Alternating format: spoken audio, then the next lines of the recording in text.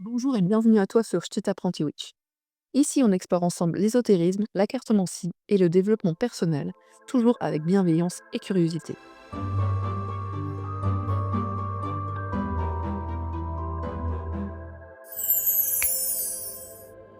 Aujourd'hui, je te propose la review de l'Oracle des Familiers de Deborah Blake, illustrée par Elisabeth Alba et publiée chez Arcana Sacra au prix de 24 €. Cet oracle fait partie de la collection Histoire de sorcière, qui comprend également le tarot Histoire de sorcière et l'oracle du même nom. Alors c'est un jeu qui met à l'honneur les animaux en tant que guides, protecteurs et alliés spirituels. Il propose 40 cartes et un livret en couleur qui explore le lien entre la sorcellerie et les esprits animaux. Si tu aimes travailler avec les animaux comme source d'inspiration dans ta pratique magique ou intuitive, cet oracle pourrait bien t'intéresser. Donc nous avons ici un coffret cloche rigide très bien conçu, avec une finition soignée. L'univers graphique est sublime, avec des tons verts et dorés, évoquant une atmosphère mystique et naturelle, et rappelant les aurores boréales. Je vais vous lire le texte au dos de la boîte. Après le tarot et l'oracle Histoire de sorcière, découvrez l'oracle des familiers. Deborah Blake et Elisabeth Alba vous invitent à la rencontre des familiers dans un oracle empreint de magie et de sagesse où les animaux sont mis à l'honneur. Qu'ils transmettent des messages des dieux, qu'ils tendent une patte, une aile ou un sabot serviable, les animaux sont de précieux alliés. Familiers, guides ou protecteurs, ils apportent chaque jour aux sorcières inspiration et joie. Grâce à cet oracle, vous bénéficiez des précieux messages de 40 animaux qui sauront vous conseiller dans votre pratique divinatoire et votre vie quotidienne. Alors mélangez les cartes et découvrez l'enseignement de votre compagnon du jour. Oracle de 44 et un livret en couleur.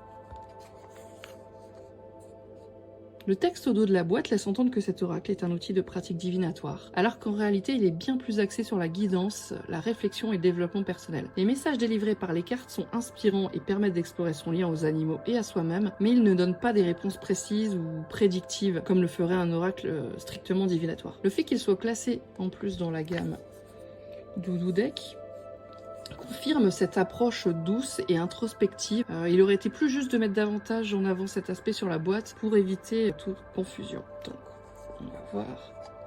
Donc là, la boîte, elle est travaillée, super soignée. Là, on a les manchots. Puis on a le livret. Là, le livret en couleur. Un ruban qui nous aide à sortir les cartes. Je vous montre rapidement les cartes. Bon, personnellement, je trouve que le dos est un peu chargé, là, avec tous ces animaux et ces objets de sorcière. Donc, pareil, le dos de la boîte est magnifique avec ce colibri. Et donc, même si c'est une boîte cloche, elle s'ouvre hyper facilement. On n'est jamais déçu de la qualité Arcana Sacra. Donc, le livret tout en couleur sur un magnifique papier glacé. Donc, là, c'est les détails de la publication. Un à propos sur l'autrice et l'artiste. Donc, le sommaire avec l'introduction, comment servir du jeu, la répartition des cartes, que sont les familiers, guides et protecteurs, et quelques tirages simples. Et ensuite, on a l'interprétation de chaque carte, donc qui sont rangés en 5 éléments. L'élémentaire, ancrage et action pratique. L'élément R, pensée et communication. L'élément feu, créativité et passion. L'élément eau, changement et mouvement. Et le 5e élément, esprit, mystique et magie. Et il y a une conclusion. Donc là, on a une introduction. Donc pourquoi elles ont créé l'oracle. On nous dit aussi que du coup, les cartes sont divisées en 5 éléments. Donc, comment se servir du jeu. Elles vont nous dire, comme la plupart des auteurs, qu'on s'en sert aussi comme on veut. On les bat ou on les bat pas, comment on les tire. Donc elles nous annoncent aussi qu'il y a plusieurs tirages, qu'il peut être amusant de tirer une carte par jour pendant un mois et de voir si un motif se dégage des cartes. On tire par exemple souvent des cartes terre. Elle nous parle des suggestions d'interprétation et qu'on peut bien évidemment interpréter les animaux selon notre façon, ce qu'on ressent, notre intuition et notre culture aussi, parce qu'en fait en fonction des cultures, les animaux n'ont pas forcément la même signification. Donc on nous dit aussi qu'on peut servir du jeu dans des rituels, la pratique magique, qu'on peut faire circuler le jeu, qu'on peut se servir de l'oracle à tout moment, quelle que soit la journée. Et elle nous précise aussi que les cartes mythiques ont leur propre force et message et qu'on peut s'en servir de la même manière que celles des animaux plus classiques du jeu, ou qu'on peut les réserver à des travaux magiques et qu'il n'y a pas de mauvaise ou de bonne façon d'utiliser l'oracle. Donc là, on nous explique un peu plus en détail les éléments. Ils nous disent qu'on n'est pas obligé d'y prêter attention. On nous dit aussi que les significations sont par rapport à la mythologie grecque, des fables, ou des écrits aussi d'origine amérindienne ou africaine, parce que les animaux font partie souvent des légendes et du folklore. Donc ici, on nous explique ce que sont les animaux guides, familiers et protecteurs. Je vous laisserai lire tout ça tranquillement chez vous. Je ne vais pas non plus tout vous spoiler. Et alors après, on arrive au tirage proposé. Les tirages sont vraiment très simples. Donc je vais pas mettre beaucoup de temps à vous les expliquer, même si en général j'aime bien rentrer dans les détails. Moi je vous avoue que j'étais un peu déçue. Donc tirage à une carte pour répondre à une question posée, demander un conseil, avoir une inspiration, donc c'est clairement la guidance du jour.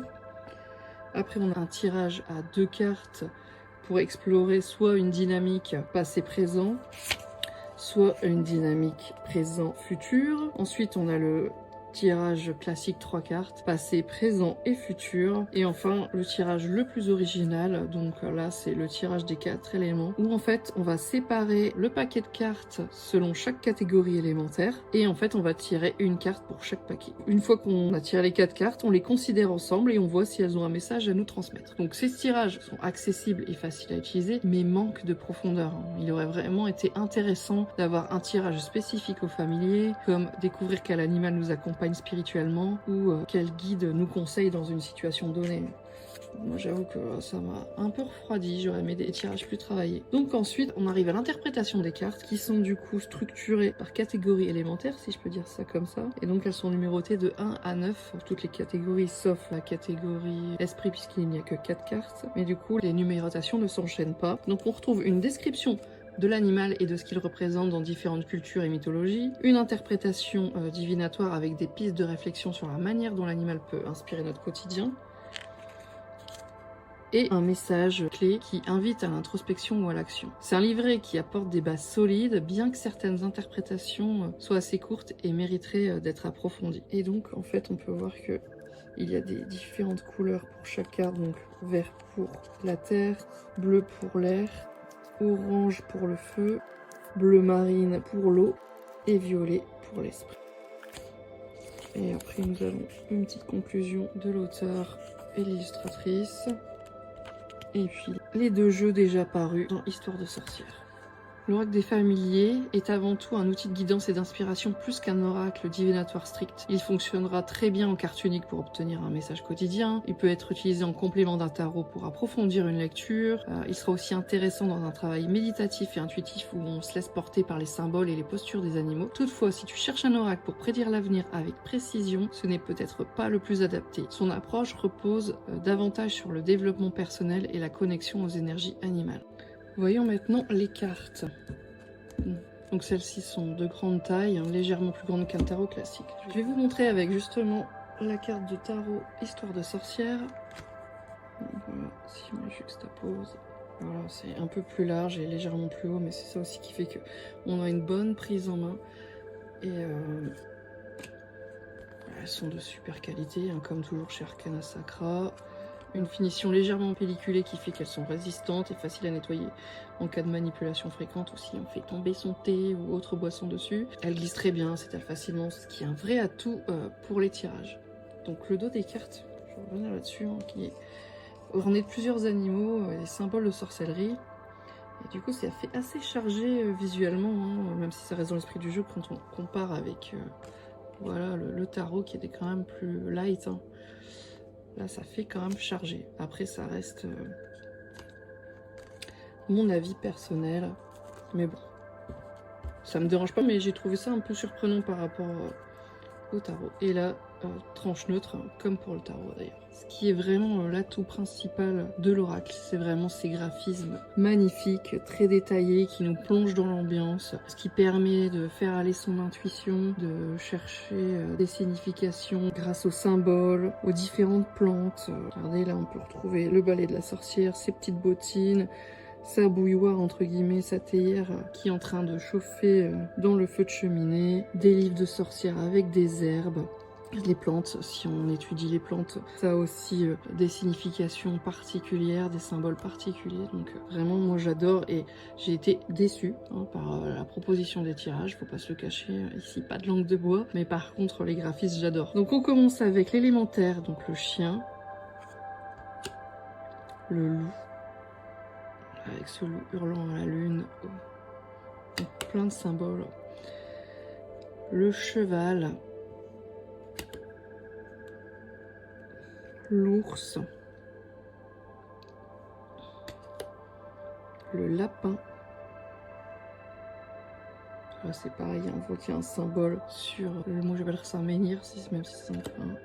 Là aussi on a un bel exemple avec le serpent, on voit des cristaux, c'est un peu la magie, la transformation, et on voit qu'il n'a pas la même peau partout. Donc là, il est en train de se régénérer, de faire une nouvelle peau et de lâcher son ancienne peau. Donc ça peut aussi être lâcher des mauvaises habitudes, transformer, évoluer, enfin il y a plein de symboles avec le serpent. Le cerf, le singe, qui soit, on peut se demander s'il est en train d'aider la sorcière à presser ses plantes, ou s'il est juste en train de mettre le désordre un peu partout.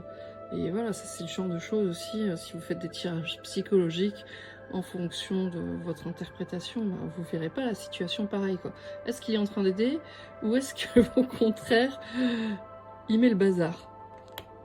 Le raton laveur, là on dirait qu'il est en train de mettre des petits menhirs, il fait ses petites constructions de menhirs. On passe à l'élément R avec l'oiseau-mouche. Moi je préfère dire colibri, je trouve ça plus joli. C'est une race d'oiseau que j'adore. La chauve-souris. Le corbeau qui est sur la boîte, du coup bien mis en valeur. On retrouve les fameuses aurores boréales. Le hibou. Donc là on peut regarder les détails. Moi c'est une carte sur laquelle je suis tombée et on peut voir que dans ses serres, il porte un petit sablier. Donc c'est une carte liée au moment opportun, au bon timing. Par moment, il faut savoir attendre parce que là, en fait, on voit bien qu'il est en train de surveiller sa proie, qui est la petite souris ici. Donc il faut agir au moment opportun. Et vous voyez, c'est vraiment des cartes riches, je les adore.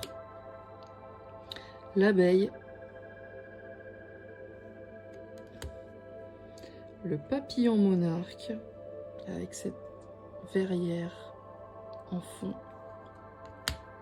La libellule. Là, les cartes sont vraiment magnifiques, poétiques. Si vous êtes collectionneur, rien que pour la beauté des cartes, ça vaut le coup d'avoir ce jeu dans votre collection. L'araignée. Les inséparables. On retrouve plusieurs symboles en rapport avec l'amour, le cœur, les fleurs. On passe à l'élément feu. Le chat. Le lion dans cette savane. Avec les petits qui grimpent. Le guépard. Le coq. Les lucioles avec ce magnifique hôtel en pleine forêt. Et c'est vraiment bourré de détails. Le caméléon. Donc pour ceux qui adorent aller à l'intuition, qui n'ont pas besoin de livrer, qui veulent pas de livrer, enfin le jeu est top. Le sanglier. Même les attitudes des animaux, enfin, on voit bien que le sanglier est dans une posture combative, prêt à y aller, avec le feu comme ça derrière lui. Le faucon. Et voilà, c'est ce que représente la carte, ce que représente l'animal pour vous, en fonction de votre croyance, culture. Le renard. On passe à l'élément eau avec le dauphin. C'est pareil, on voit qu'ils observent le bateau, qu'est-ce qu'ils vont faire? Ils vont aller regarder, c'est la curiosité, veulent-ils aller aider? Est-ce que quelqu'un est en difficulté au-dessus? C'est toutes des choses comme ça qu'on peut s'imaginer. La tortue de mer, avec ce magnifique coucher de soleil. La grenouille. La carpe-coille. Le manchot.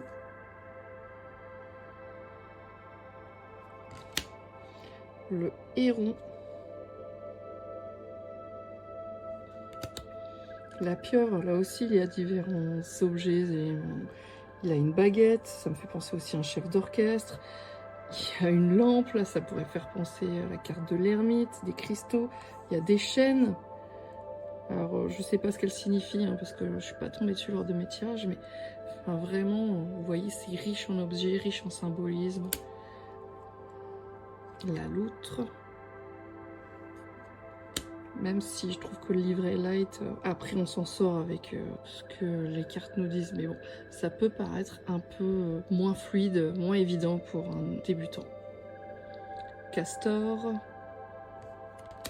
On passe à l'élément esprit avec ce dragon. Magnifique, plein de détails dans la pièce où il apparaît. La licorne.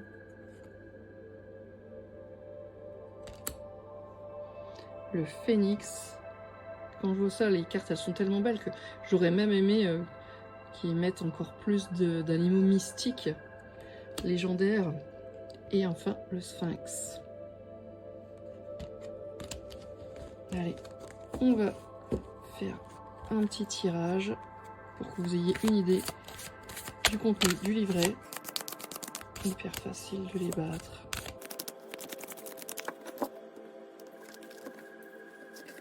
Super facilement. Moi, ça accroche un peu avec mon tapis qui est en velours. Allez, ça va.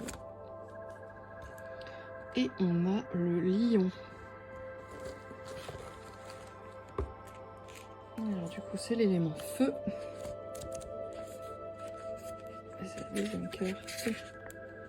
Quand on pense aux lions, on s'imagine souvent les mâles impressionnants par leur taille massive, leur crinière abondante et leur rugissement puissant. Mais en fait, ce sont les femelles qui font le gros de la chasse dans un groupe de lions qu'on appelle une troupe. En travaillant ensemble, elles peuvent abattre des proies bien plus grosses qu'elles. Chacune contribue souvent à élever les petits d'autres membres de la troupe, les surveillant et les allaitant au besoin. Pour cette raison, les lionnes sont une parfaite représentation du pouvoir féminin. Divination, nous avons tous un côté féminin quel que soit le genre auquel nous nous identifions. Cette carte nous rappelle l'importance de se relier à ces aspects de nous-mêmes que nous considérons comme féminins, qu'il s'agisse de prendre soin des personnes que nous aimons ou de défendre farouchement celles et ceux que nous considérons comme faisant partie de notre famille au sens large. Prenez soin d'autrui, gardez votre territoire ou reposez-vous au soleil en distribuant gestes et regards tendres. Laissez rugir votre lion, lionne, intérieur. Message: la lionne est l'incarnation de la puissance féminine. Il n'y a pas que le muscle qui fait la force. Pouvez-vous travailler en équipe pour atteindre des objectifs positifs? Êtes-vous prête à défendre ce en quoi vous croyez et celles et ceux qui ne peuvent pas se défendre seuls? Ne sous-estimez pas votre pouvoir et si certaines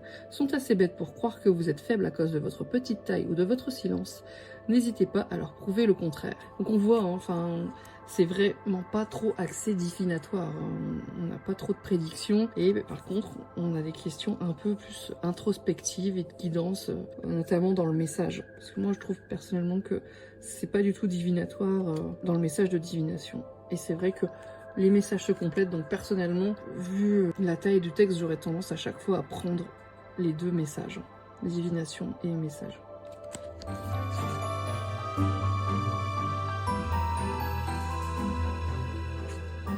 Alors, mon avis sur l'oracle des familiers. Donc, on va commencer par les points positifs. Donc, superbe qualité d'édition, la boîte est robuste, soignée avec une belle illustration fidèle à la collection Histoire de sorcière. L'intérieur illustré et le ruban vert ajoutent une touche immersive et pratique. Le livret en couleur bien imprimé est agréable à feuilleter. On sent que l'édition a été pensée avec soin, ce qui en fait un bel objet à collectionner et à utiliser. Les cartes ont une finition légèrement pelliculée qui leur permet de bien glisser et de s'étaler facilement. Ça offre vraiment un confort lors des tirages. Elles sont de grande taille mais restent maniables et agréables à mélanger. Ce détail peut sembler anecdotique, mais il améliore vraiment l'expérience d'utilisation. Comme je l'ai dit à plusieurs reprises, les cartes sont magnifiquement illustrées avec des scènes riches en détails. Chaque animal est mis en valeur dans un décor naturel qui renforce l'immersion et l'interprétation intuitive. Ces illustrations permettent d'associer chaque carte à des symboles, des postures ou des attitudes, ce qui facilite la lecture pour ceux qui aiment se laisser guider par leur ressenti visuel. L'aspect artistique est clairement un des gros points forts de ce jeu. Le fait que les cartes soient réparties en 5 catégories terre, air, feu, eau et esprit apporte une logique et une structure intéressante. Cela peut aider à affiner l'interprétation en fonction de l'élément auquel appartient l'animal tiré. Moi par exemple, c'est quelque chose que j'ai utilisé lors de mes tirages justement pour les enrichir et les approfondir. approfondir. Par exemple, un animal associé à l'eau parlera souvent de